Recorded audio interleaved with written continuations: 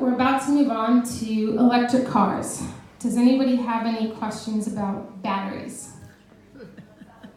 Okay. Well, may I ask you? Yes. I don't know if you have already said that, but the common batteries are more, not the rechargeable batteries. Are they healthier than the others? How would you measure healthy? Well, they say that you cannot throw the batteries to the So the battery creates, it's a horse of a different color. So when you have the batteries, the nickel cadmium batteries, they have a sulfuric acid that they create, so you've got that battery acid. With a lithium ion battery, you'd be creating a different acid.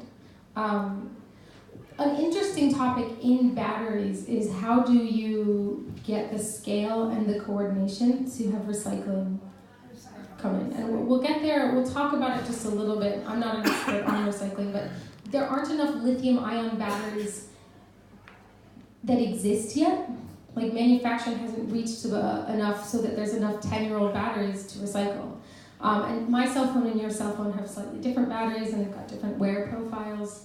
So that's its whole own field of technological innovation. But if you have a battery, like a lithium ion battery will be you'll create less waste than a non-rechargeable battery. But you should take responsible steps to try to recycle it. And it's kind of like a related technological area that I follow, but I'm not the expert on that. Is there another competitor for lithium? No. If you want something that's going to be energy dense and move around, you can't get away from where lithium is on the periodic table.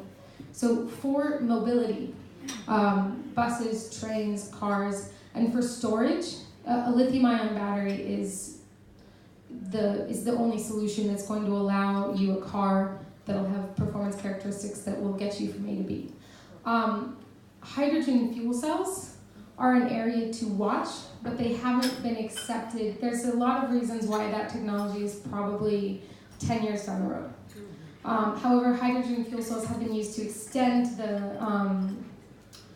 to make a conventional gas engine have longer ranges and work better. But as a substitute, no. And then when you look at stationary storage, you have a whole different range of possibilities because you don't need that energy density. But when it comes to something that's going to move around, it needs to be lightweight and it needs to be able to pack a punch.